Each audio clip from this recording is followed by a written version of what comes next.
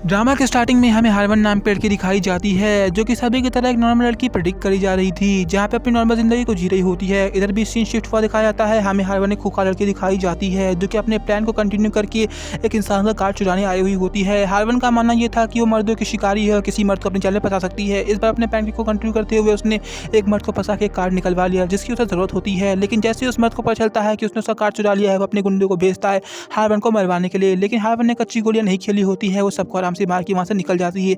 ऐसे ही नहीं, हारवन अपने आप को मर्दों का शिकारी कहती थी, जहाँ पे हमें पता चलता है कि हारवन अपने डैड के कातिल को ढूंढ रही होती है।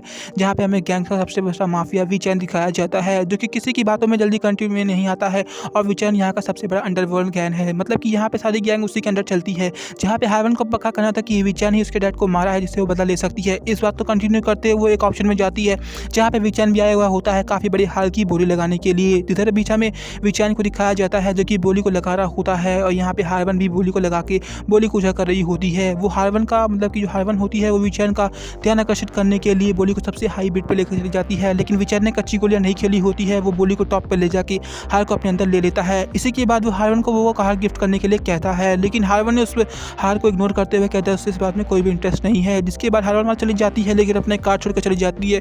वीचैन उस कार्ड को देख के उसका पीछा करता है। जिसके बाद हमें हारवन को दिखाया जाता है जो कि एक जगह बैठ के वीचैन का इंतजार कर रही होती है। यहाँ पे हारवन को लग रहा होता है कि वीचैन उसके जाल में फंस चुका है, अब उसे बदला ले सकती है। जिसके बाद वो उसे प्यार की बातें फंसाने लगती है, लेकिन यहाँ पे वीचैन ने भी कोई कच्ची गोलियां नहीं खेली होती है। वो हारवन को समझ जाता है कि हारवन उसके साथ कोई गेम खेल रही है। वो अपने साफ साफ शब्दों में कहता है कि तुम कोई गेम खेलो तो बता दो, लेकिन यहाँ वीचैन कहती है नहीं, वो सिर्फ उससे प्यार के बदले बातें कर रही होती है। जहाँ पे जो वीचैन होती है मतलब हारवन होता है वो उसे मारने की कोशिश करती है, लेकिन यहाँ पे वीचैन ने उसे पकड़ लिया होता है, और यहाँ पे उसे पकड़ने के बाद उसे कहता है कि तुम जैसी कई आई हो कई गई है। जहाँ पे वीचैन को कुछ भी समझ नहीं आता कि यहाँ पे क्या करे, क्योंकि यहाँ पे वो वीचैन के जाल में फंस चुकी होती है। जिसके बाद हारवन को कुछ समझ नहीं आता है कि वो क्या करे। इसी वजह से झूठा प्यार का नाटक करने लगती है। वो ऐसा प्रेडिक्ट करने की कोशिश कर रही होती है कि जैसे उसे वीचैन पसंद है और वीचैन से वो प्यार करती है। इधर बीच वीचैन का मैसेज रहता है जिस वजह से वो हारवन की बात को इग्नोर करके यहाँ से चले जाता है। जहाँ पे हारवन समझ जाती है कि वीचैन कोई आम इंसान नहीं है कि उसकी प्यार में आराम से फंस जाए। वो सिर्फ अपने से प्यार करने वाला इंसान है, जिस वजह से उसे दिल में जगह बनाना काफ़ी मुश्किल हो रही है। लेकिन इस समय वो प्लान बना के उस पर जरूर अटैक करेगी। इसी के बाद हमें वीचैन को दिखाया जाता है जहाँ पे उसका असिस्टेंट बोलता है सर हमारे प्राइवेट डेटा को किसी ने चुरा लिया है। इधर बीच हमें वो क्लाइंट दिखाया जाता है जिससे प्राइवेट डेटा चुराया गया था। जहाँ पे विजय उससे पूछता है कि डाटा कैसे चोरी हो गया। जहाँ पे बताता है सर काफ़ी खूबसूरत लड़की होती है जो कि अपने प्यार के जाल में मुझे फंसा के मुझसे डाटा उसने चुरा लिया होता है, जिस वजह से विजय को काफ़ी तरह गुस्सा आ जाता है और इंसान को मार देता है, क्योंकि उसे ऐसे लोग बिल्कुल पसंद नहीं जो कि अपनी कामयाबी या अपनी चीज़ों में हार मान जाए, लड़कियों के बातों में चले जाए। जिस वजह से उसे मारने के बाद वो हारवन के बारे में पता लगाने के लिए से कहता है, क्योंकि विजय को शक हो चुका होता है कि यहाँ पे हारवन में कुछ गड़बड़ है या दाल में कुछ काला है, क्योंकि हारवन शायद से उसके अगल बगल घूम रही है। जहाँ पे हमें हारवन दिखाया जाता है जो कि क्लोज ढूंढ रही होती है विजय के क्लोज जाने के लिए। इधर भी सीन शिफ्ट हो जाता है, हमें हारवन को पियानो बजाते हुए दिखाया जाता है जहाँ पे विचन के घर पे पहुंच चुकी होती है।